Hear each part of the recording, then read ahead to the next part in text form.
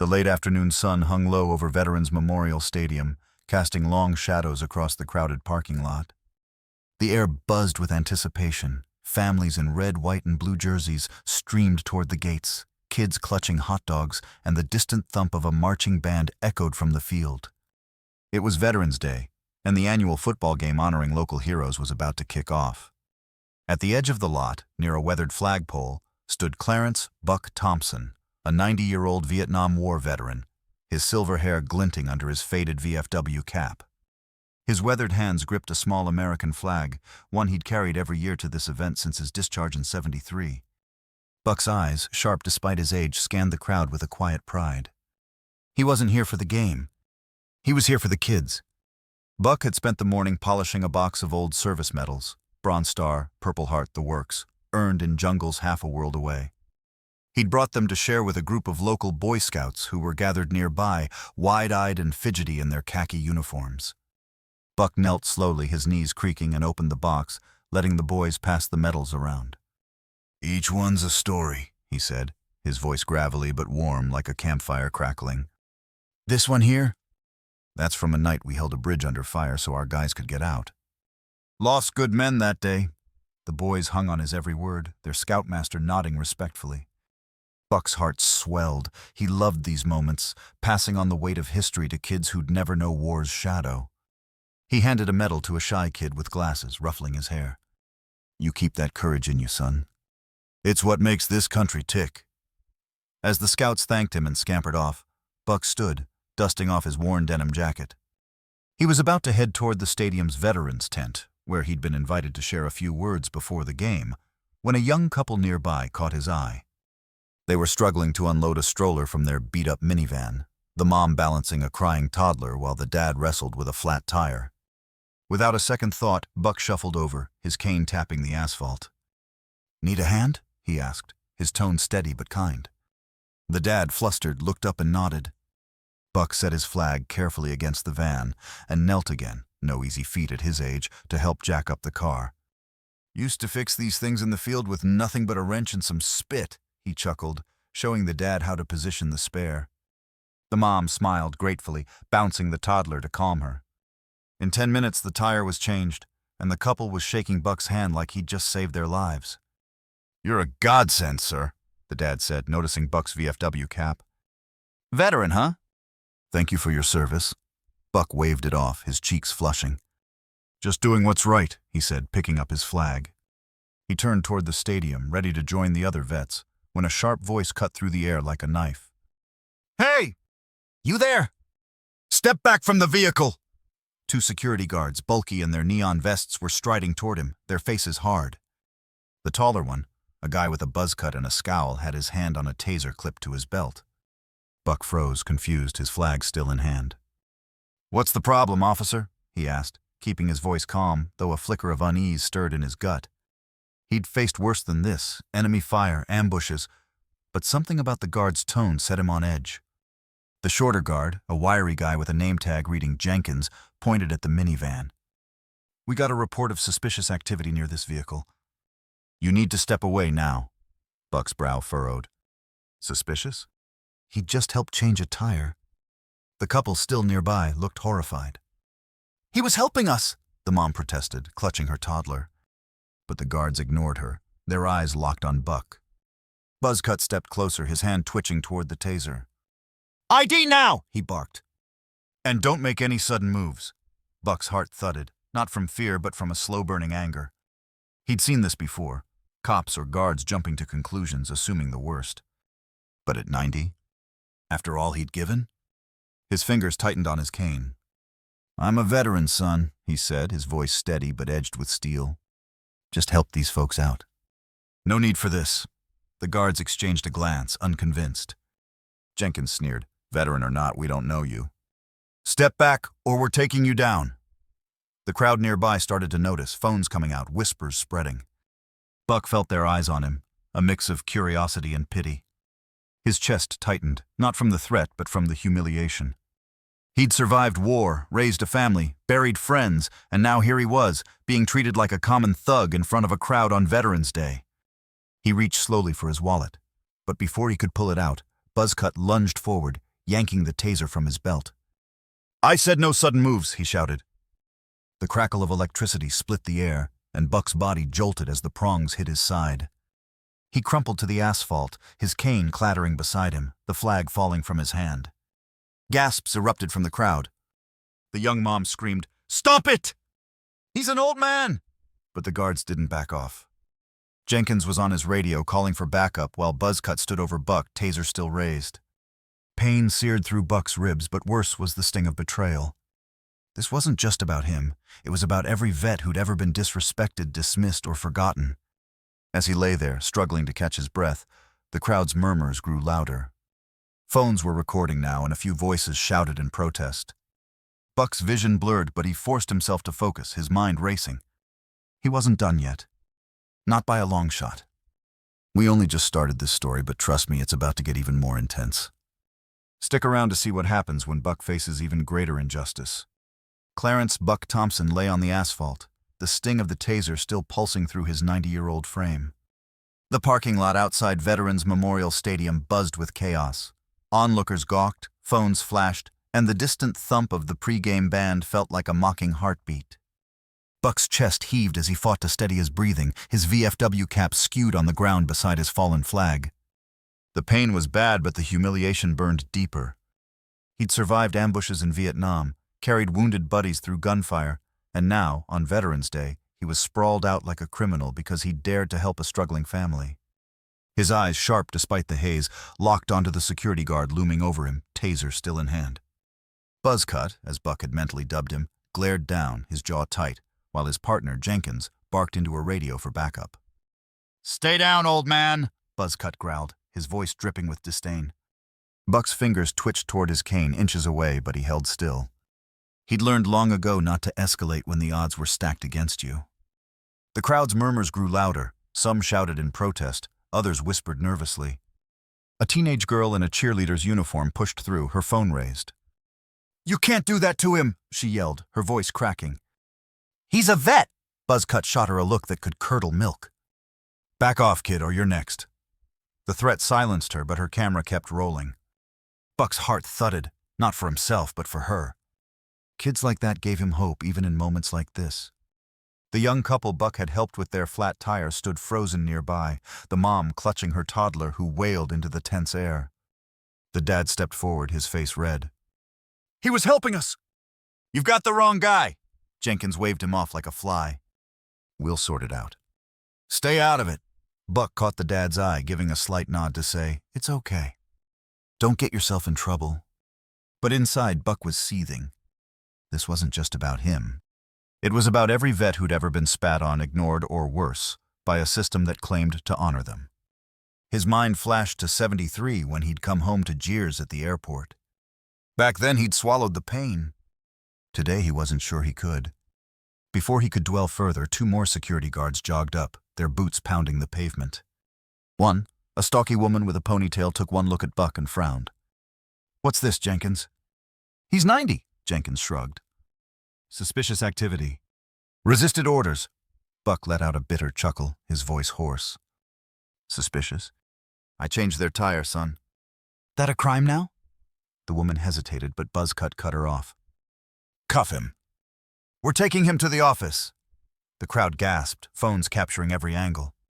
Buck's stomach twisted, not from fear, but from the absurdity. "Cuffs? On a Purple Heart recipient?" He wanted to laugh, to scream, to grab his flag and shove it in their faces. Instead, he stayed still as the woman guard knelt, her hands gentler than expected, and clicked the cold metal around his wrists. As they hauled him to his feet, pain shot through his side where the taser had hit. His legs wobbled, but he forced himself to stand tall, chin up, like he had in basic training. The crowd parted, some yelling, "Let him go!" while others muttered about following protocol. A grizzled man in a Marine Corps hat pushed forward, his voice booming. "You ought to be ashamed. That man's a hero!" Buzzcut ignored him, shoving Buck toward a golf cart parked nearby. Buck's eyes scanned the faces around him, anger, pity, confusion. He hated the pity most. He wasn't some frail old man. He was a soldier, damn it, and he'd be damned if he let these rent-a-cops strip him of that. The cart lurched forward, carrying Buck away from the stadium's lights. His mind raced. He'd been invited to speak at the veterans' tent, to share stories of sacrifice with folks who cared. Now, he was headed to some backroom office, probably a glorified broom closet, to be interrogated like a thug. His thoughts darkened. Was this what it meant to serve? To give everything only to be tasered and cuffed on the one day meant to honor you? Doubt gnawed at him, a familiar enemy. Had he been naive to think things had changed since '73? But then he thought of the Boy Scouts, their eager faces as they held his medals. No. He'd fought for them, for that cheerleader with her phone, for the couple with their kid. He wasn't done fighting. The cart stopped outside a small building behind the stadium. Buzzcut yanked Buck out none too gently and marched him inside. The room was stark, fluorescent lights, a metal table, and a single chair.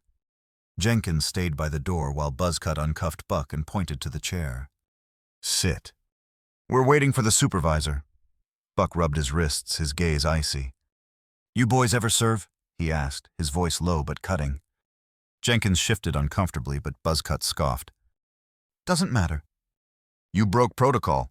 Buck leaned back, his lips curling into a sardonic smile. Protocol. Right. Bet that's what they told folks at Selma, too. Before Buzzcut could snap back, the door swung open. A man in a crisp suit, mid-40s, with a stadium badge reading Operations Manager, strode in. His eyes widened at Buck's age, his VFW cap on the table. What the hell's going on here? He demanded. Jenkins started his spiel about suspicious activity, but the manager cut him off, looking at Buck. Sir, I'm sorry for the mix-up. Can you tell me your side? Buck's jaw tightened. He wanted to unload decades of frustration from war to this moment, but he kept his cool. I helped a family with a flat tire. Next thing I know, I'm eating asphalt and a taser's in my ribs. That about sums it up. The manager's face paled. He glanced at the guards, then back at Buck. This is a misunderstanding. We'll get this sorted, but Buck wasn't buying it. He'd heard misunderstanding before, when his VA benefits were delayed, when his war stories were dismissed as old news. He leaned forward, his voice steady but fierce. Sorted? You think an apology erases this? I fought for this country, and your boys treated me like garbage. How's that going to look on those phones out there? The manager swallowed hard, clearly aware of the PR nightmare brewing. Outside, the crowd's chants grew louder. Free the vet! Free the vet! Buck's heart lifted, but his resolve hardened. This wasn't just about him anymore. It was about every vet who'd ever been pushed aside. He wasn't sure what came next, but he knew one thing. He wasn't going quietly. We're on the edge of the climax. What happens next will flip everything. You can't miss the showdown that's coming. The air inside the cramped stadium security office was thick with tension, the fluorescent lights buzzing like angry hornets. Clarence "Buck" Thompson sat at the metal table, his 90-year-old frame rigid with defiance, his VFW cap back on his head where it belonged. His ribs ached from the taser, his wrists still bore the red marks of cuffs, but his eyes burned with a fire that hadn't dimmed since his days under fire in Vietnam. Across from him, the operations manager, a suit named Hargrove, paced nervously, his polished shoes squeaking on the linoleum. Outside, the chants of the crowd, "Free the vet! Free the vet!" rumbled through the walls, growing louder by the minute. Buck's lips twitched into a grim smile. The people out there weren't letting this go, and neither was he. Hargrove stopped pacing, running a hand through his thinning hair. Mr. Thompson, I'm sorry, truly. This was a mistake. We'll release you, no charges. Buck leaned forward, his voice low and sharp, cutting through the manager's platitudes. A mistake? Your boys tasered a 90-year-old vet on Veterans Day. You think sorry cuts it when half the parking lot's got it on video? Hargrove flinched, his eyes darting to the guards, Buzzcut and Jenkins, who stood by the door, shifting uncomfortably. Buzzcut's scowl had faded, replaced by a flicker of unease as the crowd's chants echoed. Jenkins wouldn't meet Buck's gaze, staring at the floor like a kid caught stealing. Before Hargrove could respond, the door burst open, and a new figure stormed in. A tall, broad-shouldered man in a tailored dress uniform, his chest gleaming with ribbons and stars. General Raymond Carter, a retired two-star general and the event's guest of honor, filled the room with an authority that made even Buzzcut straighten up. His gray eyes swept the scene, landing on Buck. What in God's name is going on here? He demanded, his voice a low growl that could silence a battlefield. Hargrove stammered, "General, sir, it's a misunderstanding." But Carter cut him off with a raised hand. "I'm not asking you. I'm asking him." He pointed at Buck, his gaze softening with recognition. "Sergeant Thompson, isn't it? I heard you were speaking at the veterans' tent." Buck nodded, his jaw tight. "Was, sir. Till these fellas decided I was a threat for changing a tire." He gestured at the guards, his tone laced with bitter irony. "Guess helping folks is a crime now." Carter's face darkened as Buck recounted the ordeal. The tire, the scouts, the taser, the cuffs. Each word landed like a hammer, and the general's fists clenched at his sides. Hargrove tried to interject, muttering about protocol, but Carter silenced him with a look. "Protocol doesn't justify assaulting a war hero," he snapped. Turning to Buck, he added, "You're coming with me. This ends now." The general led Buck out of the office, ignoring Hargrove's protests. The crowd outside erupted as Buck emerged, his cane tapping defiantly, the general at his side. Phones were still recording, and the cheerleader from earlier shouted, "That's him! That's the vet!" Buck's chest tightened, not with pain, but with a surge of pride. These people, strangers, were fighting for him. The young couple he'd helped waved frantically, the mom holding up her toddler who clutched a tiny flag. Buck gave them a nod, his heart steadying. He'd faced worse odds and come out standing. Carter steered Buck toward the stadium's main stage, where the pre-game ceremony was about to begin. The crowd parted, their cheers swelling, but Buck's mind was racing. He wasn't here for applause. He wanted answers, change, something to make this right. Not just for him, but for every vet who'd ever been disrespected.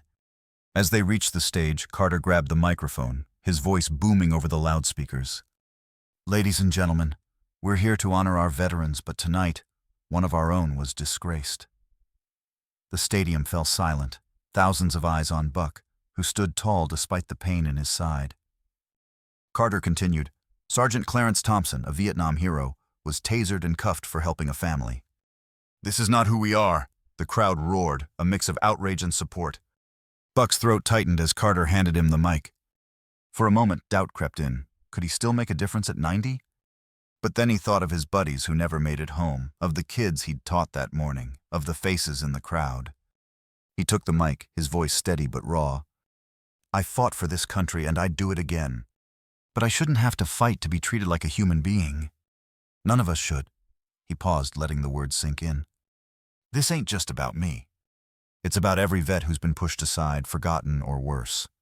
We deserve better. And I'm damn well gonna keep fighting for it." The stadium exploded in applause, a tidal wave of sound that shook Buck to his core. He saw tears in the eyes of an old Marine in the front row, fists raised by the cheerleader and her friends, and the young couple hugging their kid tight. Carter clapped a hand on Buck's shoulder, whispering, "Well said, Sergeant." Behind them, Hargrove and the guards stood frozen, their authority crumbling under the crowd's fury. Buck's eyes caught Buzzcut's, and for the first time the guard looked away, shame flickering across his face. As Buck stepped off the stage, the crowd swarmed him, not with pity but with respect. The scoutmaster from earlier pushed through, offering to drive him home. The young couple promised to share their video online, already trending with hashtags like #JusticeForBuck. Buck felt a shift inside, not just anger but resolve. He'd exposed a crack in the system, and the people around him were ready to pry it open. He wasn't naive enough to think one speech fixed everything, but it was a start. For the first time that day, he felt the weight of his medals, not as a burden, but as a reminder of why he'd always fought. In the days that followed, the videos went viral, sparking outrage and calls for reform.